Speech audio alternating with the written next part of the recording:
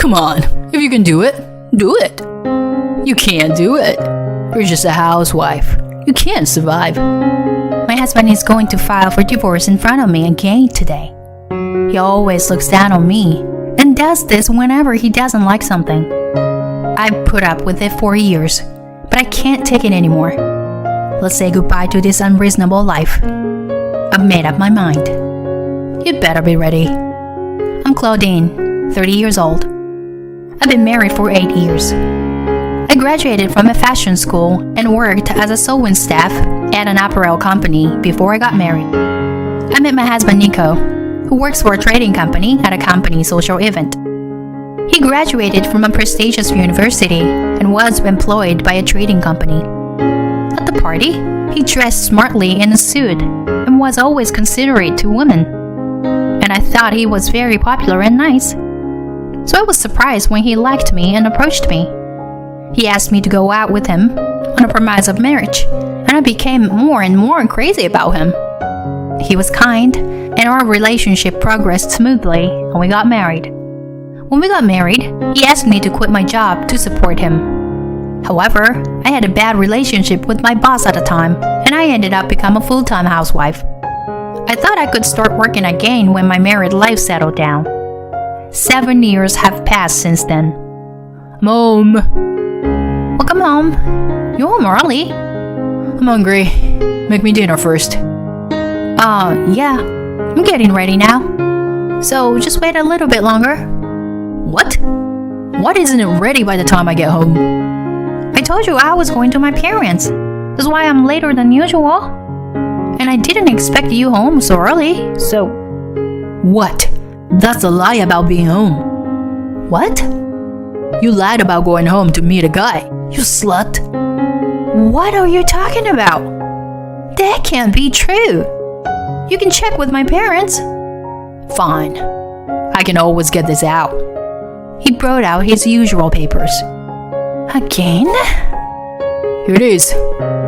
Why do you always bring out the divorce papers so easily? I tore them up the other day.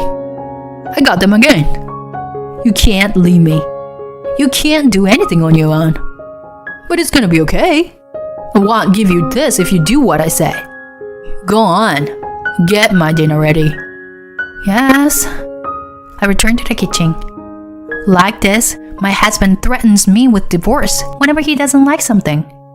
He gets grumpy just because I forgot to tell him that I was a day late in taking out his suit for dry cleaning, or if I went to the bank late. I used to have lunch or tea with my friends, but he was also very sarcastic about that. Going out to lunch with my money?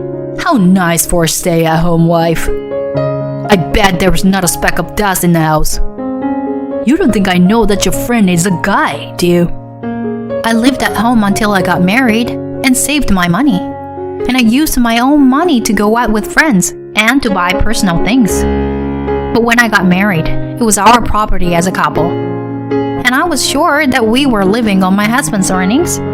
So I kept quiet and didn't argue with him. Since I was told to let him know when I was planning to go out, I have been seeing my friends much less often. Even so, I still met my best friend Alyssa from time to time, and she listened to me. That's typical possessiveness. I knew, I was already aware of it. At first I thought it was only when he was in a bad mood.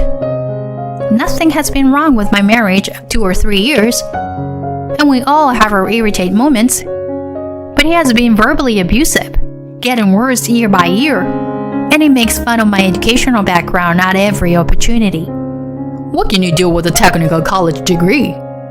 You were lucky to be married to me. I was an element. You've been in trouble if I left you. You can't leave me because you were just a housewife, can you? He's fundamentally disrespecting me. My husband wanted me to be a housewife, but when we were not blessed with children after 3 years of marriage, I told him I wanted to work, but he refused to let me. If you start working, you would neglect the housework, wouldn't you? I'll take care of the house, so it doesn't matter if it's a part-time job or a work-from-home job. I'll find a job. I won't allow you to do that. What are you going to spend it on? My money is not enough for you. No, but Okay then. There's nothing you can do for my company. So just do me a favor. You are married and ill it, so it's your job to support me. He would say the divorce would be easy if we had a fight. But at first he was joking. But in the last few years, he's been threatening me with this, and his attitude towards me has only gotten worse every year. But he's still very kind when he is in a good mood. And after being with him for so long, divorce is not an option for me, and I have come this far. What is even more annoying is that he is very good looking on the outside. When we meet neighbors when we are walking together, or when we bump into someone we know when we're shopping together, he's very affectionate. He also acts like he cares about me. When he meets with my parents, he's also very friendly. Well, Claudine is always there for me. He'll say stuff like that. One day, I was in the living room and sewing, and my husband came home earlier than usual. What are you doing? I'm making a stuffed animal. His expression changed. What? A stuffed animal? What are you playing? I'm not playing. I'm making it for someone. For who? A friend. I'm making it for my friend's kid. I've never heard of anything like that. It's a man, right? You're probably out there playing with boys again, pretending it's just a kid or something. What do you mean, again? Why are we talking about this? You told me not to work, so I thought I would at least do something I can do at home. Wait a minute. Look, I already filled out the divorce papers. You don't want me to leave you. What's that look on your face? I don't think you can. Get rid of this piece of trash. I lost my patience with my husband, who threw away the stuffed toy I was making and scoffed at my precious sewing tools as garbage. Now, I have been worried about what I would do if my husband would file for divorce. Even if I became a regular housewife like my husband said, I would not be able to make a living, and I would not be able to do anything. That's what I thought. I guess words have a soul. I'm glad I woke up before his words broke my heart. Why am I not divorced? What do I care about in this marriage? If you think about it, I'm in the perfect place. My thoughts ran through my head as I thought about it calmly. Alisa, I'm gonna break down if I keep living like this. I've made up my mind. The next day, I told my friend Alisa my decision. You mean you've decided? You're getting a divorce? Yes, that's right. Then I support you as much as I can. But can we just hold out a little bit longer? What? Alisa, you've given me a lot of advice before about how I should break up with them, right? Yes, that's why. For your own sake. Just a little bit longer. What do you mean? Alisa explained to me, and then her thoughts made sense to me. He'd better brace himself. A few weeks later, I was sewing on the couch again, and my husband came home. Welcome home. Good job today. Oh, dinner's ready. You want some now? I need to take a bath first. Okay, your bath is ready. And I'll get you a towel. You've been very thoughtful lately. He nodded in satisfaction and turned to the sofa. I'm making clothes. His color changed. Huh? Again? I told you to stop. I'm doing my chores properly. So you're gonna ask me to do something for you? I'm not gonna let you go to work. No, there's nothing more I want from you. My husband took it differently and snickered. That's right. You're lucky to be married to me. Keep up with the good work. Get the bath ready soon. Yes. Prepare dinner while in the tub. I whispered to myself as he walked to the bathroom. Last supper. And then, as I was relaxing at my parents' house for the weekend, my husband came to visit me with the new makeup. Claudine! What? You're here after all. So you didn't go to your parents' house. What are you doing here? I asked the office how to file for divorce. And so, it's been filed. What do you mean? I meant exactly what I said. You don't have to go file for divorce anymore. You've been going here so many times. The people at the office know your name and face. You filed for divorce? You left so suddenly. Who's going to feed me and clean the house? Why don't you do it yourself? But I don't know how to cook or where my shirts and ties are. I did everything, that's why. That's right. You've been doing everything for me lately. You did it, so I wouldn't leave you. Something was off, right?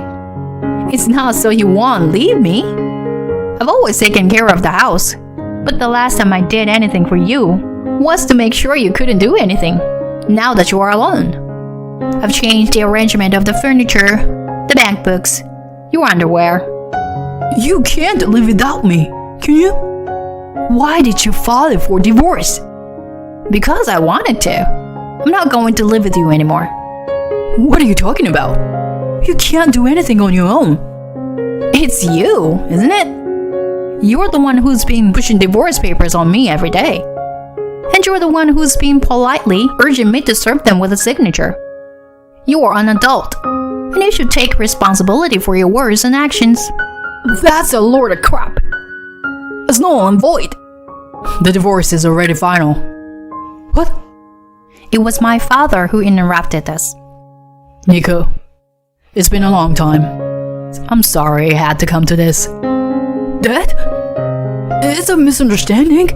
We had a fight. Claudine misunderstood. I guess we misunderstood too. You were always a good boy when you came to our house, and you were nice to Claudine. Right? Hey, Claudine, tell your father. I was totally fooled. What? You looked down on Claudine and tied her down. I couldn't believe it when I first heard it. It's a lie. It was just a misunderstanding.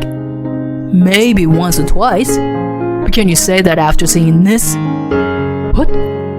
My father had a notebook in his hand, my diary. He starts flipping through it. May 12th, I had a headache because of the pressure. And it was raining hard, so I decided to go to the cleaner tomorrow.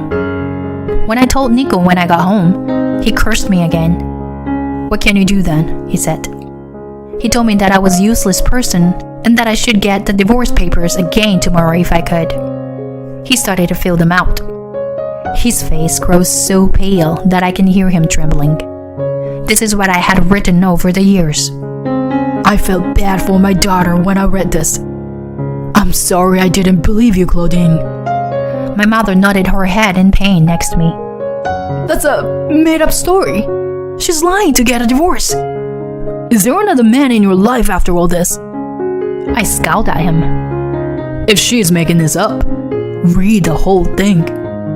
The dates and the weather would be enough to make it credible and a court of law of arbitration. In court? And I also have the last 23 months of our conversation on tape. What? I want my share of the divorce assets, and I want compensation for all the years of emotional pain and suffering. I gave him an ultimatum. I have enough evidence. Alyssa, who had been consulting with me for a long time, came out of the room. Of course, my best friend, who's known my parents for a long time, was here today too. Which one?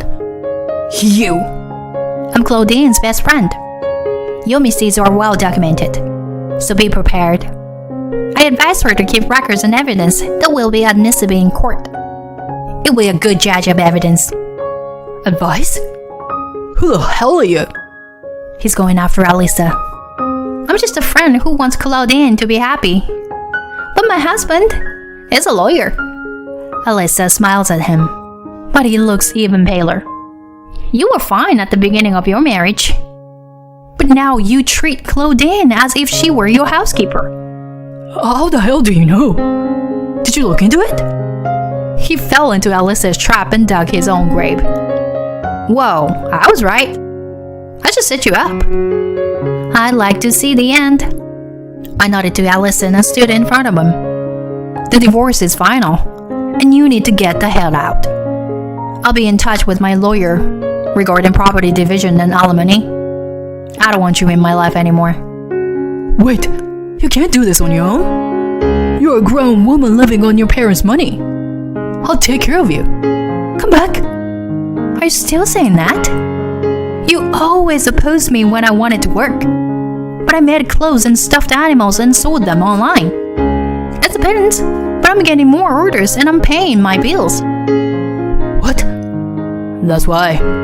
We say she doesn't have to do it, but she's paying her way.